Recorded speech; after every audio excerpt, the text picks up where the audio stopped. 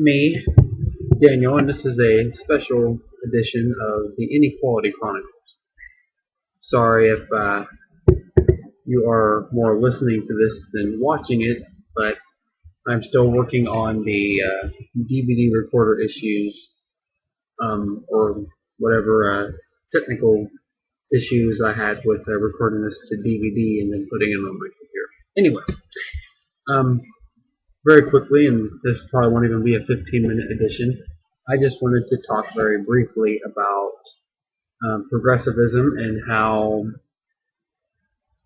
it is going to be affected by some of the recent developments in the news. I haven't had a chance to completely go over what has happened in the past 24 hours. What I do know is that the most recent turn of events in the United Kingdom, wherein they have voted for what's called Brexit, the Britain exit from the EU. Do not be surprised if you see sort of a cascading effect, if you will, on the global economy. It's going to hit us too. So what is that going to mean for this election? Well, for the 2016 presidential election, for congressional elections, state legislatures, if this has the effect that I think it's going to, you're going to see not so much an economic collapse, but the weaknesses of the American as well as the global economies are going to come to light, completely to light. It's going to create an earthquake, if you will. So what's that going to mean consequentially for our presidential election?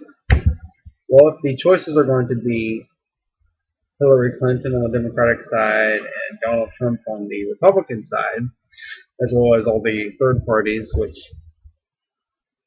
however you want to put it, they have very little chance of winning. Not impossible, but it's just improbable. Those are the choices.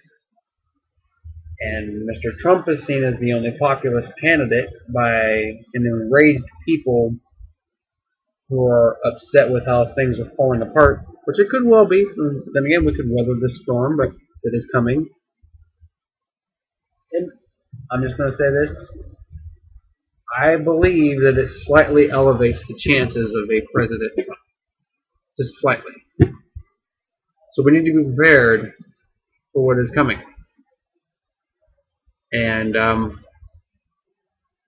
as progressives, we need to ask ourselves, how best are we going to move forward?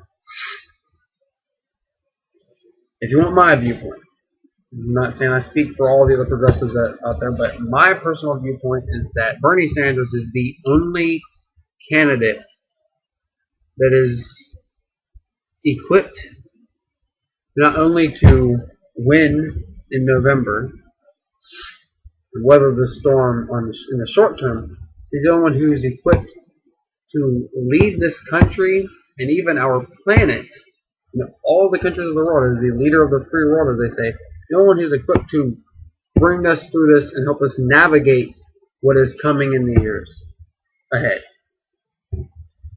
Because the ripple effects from what has happened in Great Britain today, within the past 24 hours, it's going to be wide, very wide. You're talking about the potential collapse of the euro, and that itself will have a humongous effect on the rest of the world's economy. I mean, the US dollar is the world's reserve currency, so all the other currencies in the world are pretty much attached to it in one way or another. At least their fates are somewhat interlocked with it. But the euro dollar it's been growing in its influence over time. And yes, this doesn't really have a direct impact on the euro. They're still a part of the euro if I'm not mistaken, but they have the pound in Great Britain. But the thing is, the EU itself is going to start to fall apart as a result of this. So that's going to create an effect throughout that region of the world, and that could affect the rest of that side of the planet, and most certainly the rest of the industrialized world, which obviously includes us here in the United States. And that only makes it more likely that populism will spread even more. You already have great distrust in the established order as it is, so that's why my theory is that the current presumptive nominee, if you want to call her that, Hillary Clinton on the Democratic side, is just not the right fit. Now, is it impossible for her to win this November? No, it's not impossible. But I think what happened in Great Britain could very well become a game changer when its ripple effects are felt here in the United States. Could I be wrong? Of course. But this is why a month in politics is an eternity. Anything can happen within a month. So the polls today are not exactly going to be the same thing as the polls tomorrow. And I'm just saying that if we think that just because the polls within the past few weeks have showed Hillary crushing Trump, that is any indication of how Trump will fare in November, we are deluding ourselves. Because I believe that Trump, if he's the only populist candidate, even though he is, I strongly believe, a false populist, because he appeals to the wrong side of humanity.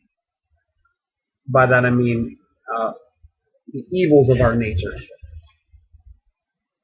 If he's the only populist, false or not, he is equipped to capitalize on this, rise to power, and give us exactly what we don't need, something that we will have a hard time recovering from.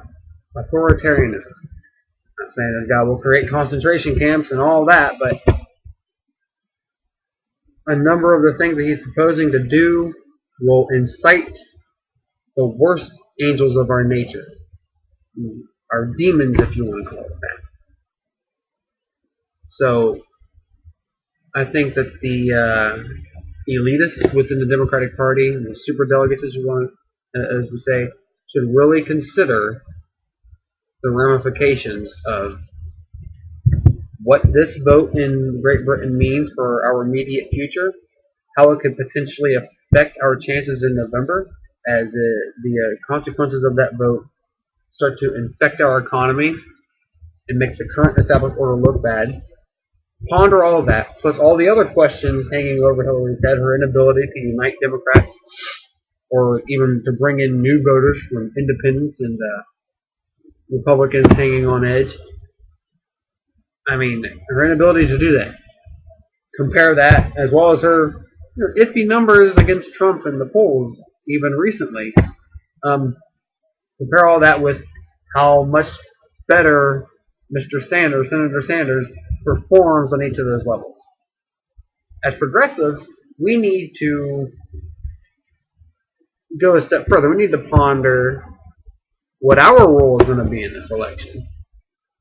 What role are we going to play in trying to influence what happens at the Democratic Convention, as well as how are we going to strengthen ourselves, flex our muscle, if you will, with respect to the candidates who are seeking our vote.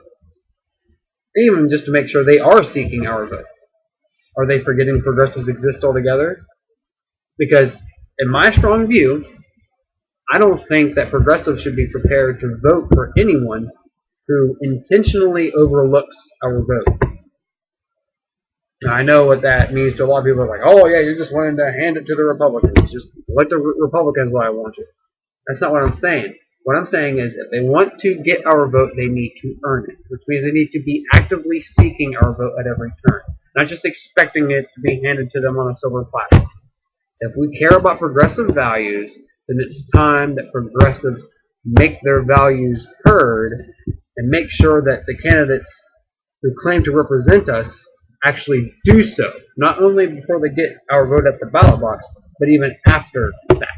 So we need to be prepared to hold their feet to the fire at every step of the way. So how are we going to put pressure on our candidates and elected officials?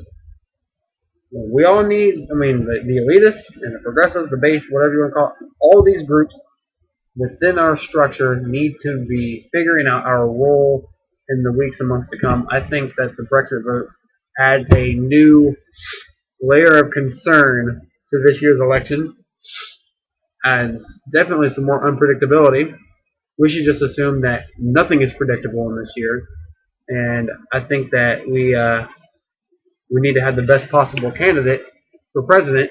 This debate is not over yet. Yes, all the primary parts are over, but votes are still being counted in California, from what I understand. But there's no more voting for the people. Now it is up to the superdelegates. And I know that the media wants us to believe that it is over, but this is far from over, especially as the day-to-day news comes in. And we need to prepare to demand that these so-called superdelegates really think long and hard about this year's election, about the next few years' elections, who is best to lead this country. Not just the party, not just progressives, but this country and the rest of the civilized world, down the path to come. Who is best prepared for that? You should know from my comments here who I think is best prepared for that, but there's a lot to consider. So, with that, I'm going to cut this off before the 15-minute mark, and thank you for listening.